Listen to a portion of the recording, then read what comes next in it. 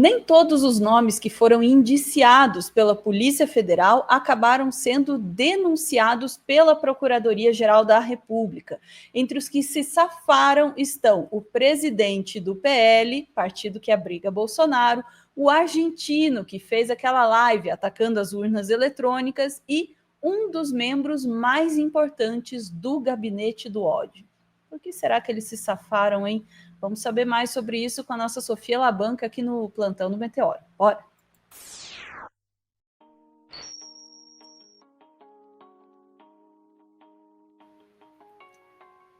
Teve gente aí escapando, Sofia. Teve, na verdade, foram aí 10 pessoas, né? 10 pessoas que foram indiciadas pela Polícia Federal, mas que não foram denunciadas pela PGR. Sofia, tá dando uma travadinha no seu áudio, tá acontecendo com o seu áudio o que acontece com o meu, fica falhando no começo. Quer começar de volta aí? Vamos começar de volta então, agora tá bom? Beleza. Tá bom. Então, Ana, foram 10 pessoas, na verdade, que foram indiciadas pela Polícia Federal, mas que não foram denunciadas pela Procuradoria-Geral da República, né? Lembrando qual que é a ordem aí das questões. Você tem a investigação, depois da investigação, a Polícia Federal faz o indiciamento, depois daí esse indiciamento vai para a PGR, Procuradoria-Geral da República. Lá o GONE, né, a PGR, vai decidir se vai apresentar denúncia ou não e quais serão as denúncias. Isso vai para o STF vai aceitar ou não a denúncia da PGR, o que, sendo aceito, vai para julgamento. E depois do julgamento, obviamente, se é absolvido ou condenado. Então, aquele relatório da Polícia Federal, ele fez o indiciamento de muita gente que acabou não entrando na denúncia da PGR. E é isso que eu vou destacar aqui, quais são esses nomes. Na verdade, eu vou recorrer à Veja, a revista Veja, que vai nos dizer aqui quem são os 10 indiciados pela PF que ficaram de fora da denúncia da PGR. Apesar de terem se livrado, nomes podem ser alvo de novas denúncias a depender dos novos elementos produzidos ao longo do processo. Aqui, matéria da Laísa Dallagnol. Daí a gente já vê aqui a carinha do primeiro, né? Eles já ilustraram a matéria com a carinha do senhor Valdemar Costa Neto, que é o presidente do PL, Partido Liberal, partido que hoje abriga o Bolsonaro. Eu digo que hoje abriga o Bolsonaro porque não é o único partido pelo qual o Bolsonaro passou, né? Bolsonaro já passou pelo Partido Progressista, pelo PTB também, né? Enfim. Daí vamos pegar os nomes. Eu não sei por que a Veja sempre deixa essa faixa branca aqui. Ela aparece quando eu desligo o bloqueador de anúncios, mas se eu ligar o bloqueador de anúncios, a Veja não deixa eu entrar. Então, aqui, primeiro, Valdemar da Costa Neto. No indiciamento, a Polícia Federal concluiu que o presidente do PL atuou de forma dolosa para ajuizar a representação eleitoral para verificação extraordinária em 2022. Vocês lembram o que é isso, gente? Isso foi aquele relatório lá do PL, do Partido Liberal, que dizia que tinha um modelo antigo de urna e que esse modelo poderia estar aí com problema e estar dando mais votos para o Lula, mas de alguma forma isso só afetou o segundo turno, porque o primeiro turno não foi afetado e isso aí acabou sendo considerado litigância de má-fé pelo Tribunal Superior Eleitoral, que deu uma bela de uma multa de 23 milhões para o Partido Liberal. É disso que eles estão falando.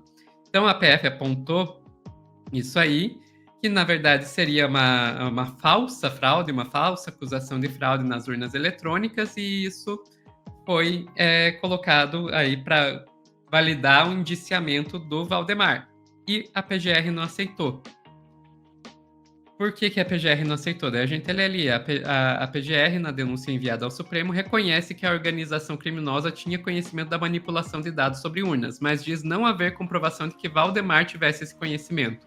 Então, para eles, o Valdemar, que era o presidente do partido, talvez não estivesse sabendo que eles estavam que aquele relatório era manipulado. É isso. Segundo nome que aparece aqui, Fernando Cerimedo. Gente, quem que é o Fernando Serimedo? Foi aquele cara que fez aquela live na qual dizia que tinha fraude nas urnas eletrônicas brasileiras. De novo, fraude em urnas.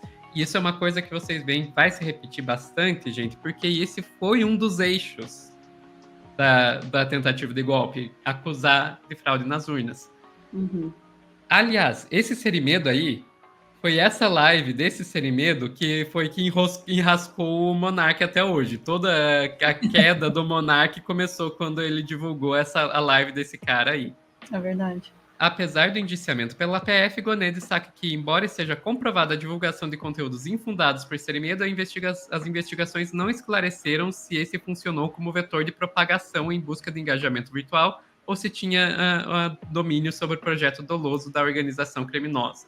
Então eles estão dizendo que eles não sabem, que para o Gonê eles não sabem dizer se realmente o cara tinha intenção de participar de um plano golpista ou se ele só foi usado pelo plano golpista.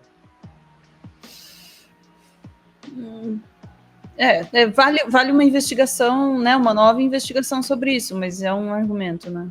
É um argumento. Terceiro, Tércio Arnaud Tomás. Esse nome talvez seja um nome menos conhecido, Ana, mas é um nome que as pessoas deveriam conhecer. Pra caramba. Se as pessoas não conhecem, deveriam conhecer o nome Tércio Arnaud Tomás. Quem que é esse cara? Era um dos nomes mais importantes do Gabinete do Ódio. Era só isso. Você pega, assim, os nomes mais importantes do Gabinete do Ódio, esse cara com certeza está no top 3, sabe? Eu não vou dizer que é o mais importante porque tem, sei lá, um tal de Carlos Bolsonaro que talvez seja mais importante que ele, mas com certeza tá no top 3 aí dos nomes mais importantes do Gabinete do Ódio. Vamos lá, o que o Gonê diz para não colocar ele na denúncia? Gonê afirmou na denúncia que as condutas de Tércio Arnaud serão analisadas em autos apartados, ou seja, ele está dizendo, ó, vai ter outro processo para esse cara aí. Ele não entra nesse, mas... Isso é uma informação muito importante, Sofia. Pô, só isso já valeu esse corte. Saber que vai ter um negócio separado aí. Exato. 4. Amaury Feres Saad. PF afirma que o advogado atuou na elaboração da minuta golpista. Por que ele não entrou? X. Não tem essa informação. Ele fez o quê? Corrigiu o texto só para não estar incluso, né? 5. Alexandre Castilho Bittencourt da Silva. Coronel do Exército é apontado pela PF como um dos autores do documento Carta ao Comandante do Exército de Oficiais Superiores Ativos do Exército Brasileiro, considerado teor golpista. O que foi essa carta, gente?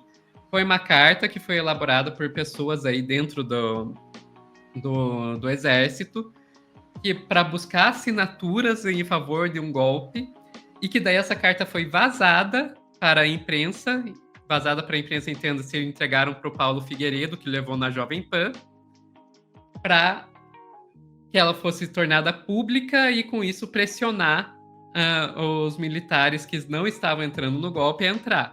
Esse cara foi um dos autores desse documento. Não foi denunciado. 6. O Anderson Lima de Moura, outro coronel do Exército, apontado como um dos autores do documento Carta do Comandante do Exército, considerado teor golpista. Também, outro autor que não entrou. Carlos Giovanni Delevati Passini, mesma coisa, um dos autores da carta, não entrou. 8. José Eduardo de Oliveira e Silva, o padre da Diocese de Osasco, que havia sido apontado pela PF como tendo atuado com Amaury Saad Filho e Felipe Martins na elaboração da minuta do golpe. Lembra que teve uma reunião com o Bolsonaro, no qual ele recebeu uma minuta de golpe que pedia a prisão do Pacheco, do Gilmar Mendes e do Xandão, e que daí todo mundo falava, tinha um advogado e um padre nessa reunião, e o pessoal até começou a especular se o padre não seria o padre Kelmon. Não era o padre Kelmon, o padre era José Eduardo de Oliveira e Silva. Então, ele estava numa reunião com uma minuta de golpe que pedia a prisão do Xandão, Gilmar Mendes e o Felipe e o Pacheco. Você pensa qual é a relevância desse padre pro grupo golpista para ele estar nessa reunião, não é? Sabe? Não é pouco, não é pouco. Entendeu? Mas não entrou.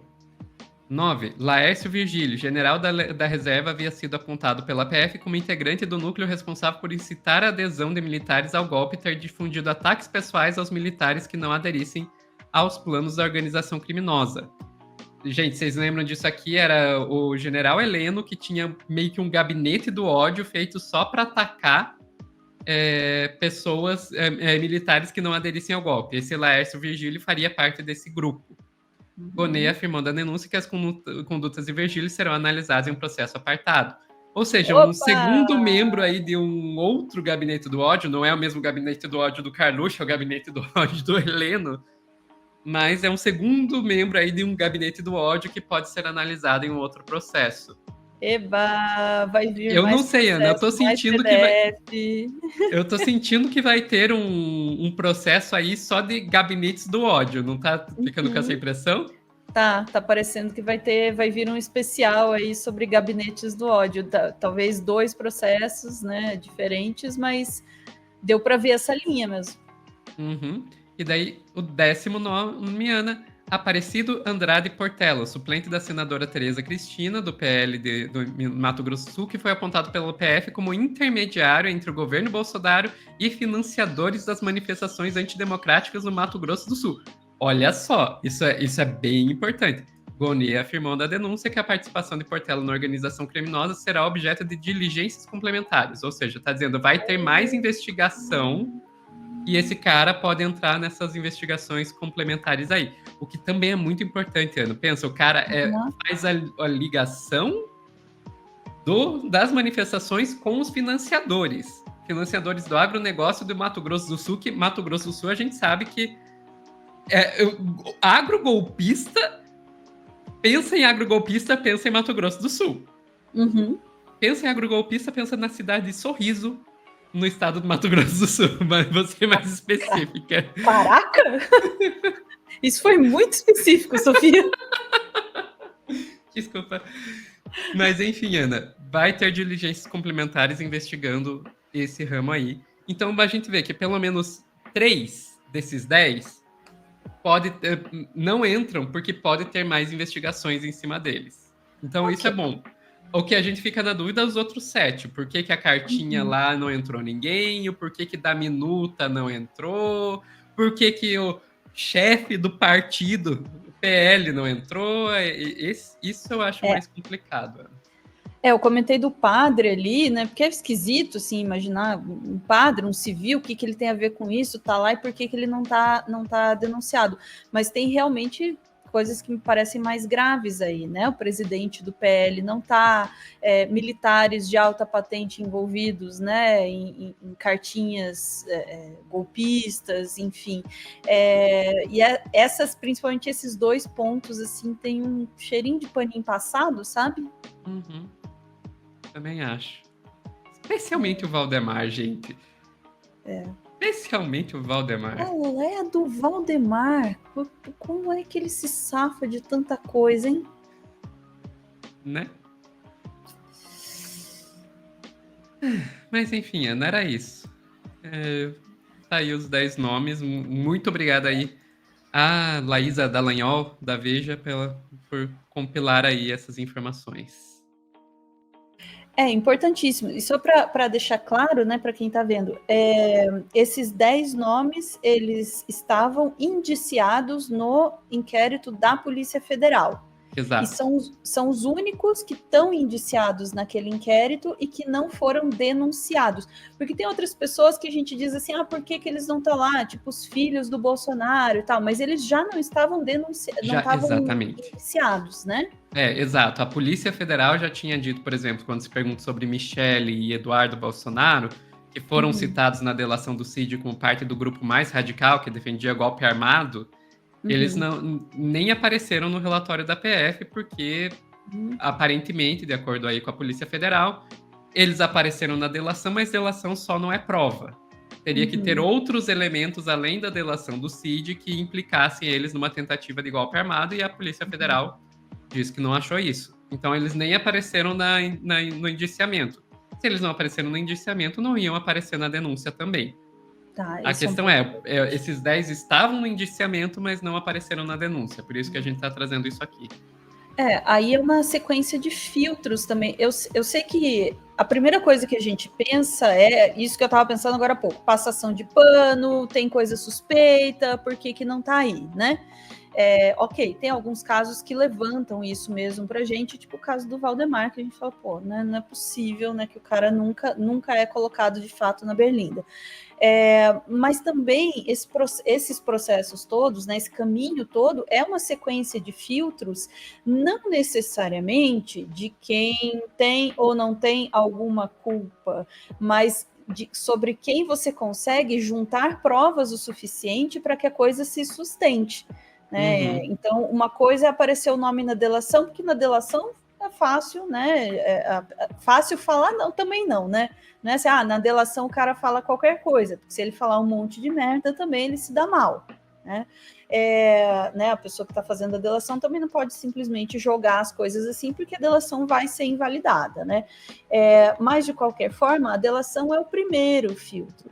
A partir de uma delação, não dá para levar tudo que saiu ali e colocar, né, e levar para frente. Vão se coletar provas, vai atrás de mais informações, vai cruzar as informações, para daí só vai ser indiciado de novo.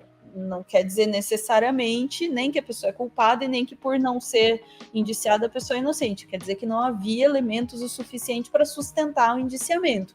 A partir do indiciamento vai acontecer a mesma coisa, é mais um filtro. Né? Quem tem elemento suficiente para sustentar isso, porque ele não vai mandar um negócio que seja fraco e que vá cair e pode acabar derrubando a coisa toda. Então, assim... E né? vamos ser realistas aqui, Ana. Vai ter mais um filtro que é o julgamento. Não necessariamente todo mundo que foi denunciado pela PGR vai ser condenado pelo STF. Exatamente, isso também é uma questão. É claro que a gente espera que o Bolsonaro não passe nesse... Ou melhor, que ele passe. Ele passe nesse filtro. Que ele não fique nesse filtro, exato. Mas realmente existe essa possibilidade também, porque veja, se você for pensar friamente, né, e corretamente nessa coisa, essa sequência de filtros serve obviamente, para que você tenha um processo que seja justo e que seja correto, né, e que seja baseado em fatos e evidências. Então, se for para olhar pelo lado positivo disso, é uma evidência, né, de que o processo está sendo levado a sério, né, e as coisas estão sendo feitas de forma séria. Ok. Também me deixa mais tranquila em relação a isso o fato de algumas, pelo menos, gostaria que fossem mais, mas algumas dessas pessoas estarem indicadas como, olha, a gente ainda vai olhar isso aqui melhor, porque também me diz que, olha, a PGR, nesse caso, ao escrever, né, esse texto, né, desta forma, ele diz que, não diz assim, já fiz o que tinha que fazer, pronto, lavei a mão, foi. Não, ó, vai ter mais? Né? Então, vamos olhar isso aqui separadamente. Não é garantia de que vai sair separadamente. Mas, né, é uma indicação também de que, olha, não estou lavando as minhas mãos aqui, joguei a batata quente para frente para não me comprometer. Eu tô poliana hoje, comecei poliana. Hoje é a minha versão poliana e não a versão pistola. Vamos ver quantos cortes isso aguenta. Ficamos por aqui, Sofia? Ficamos por aqui, Ana. Bora lá. Na esperança de mais pistolado, hoje não tem recado no final, né? Não tem hoje. É isso aí. Então vamos direto aqui para o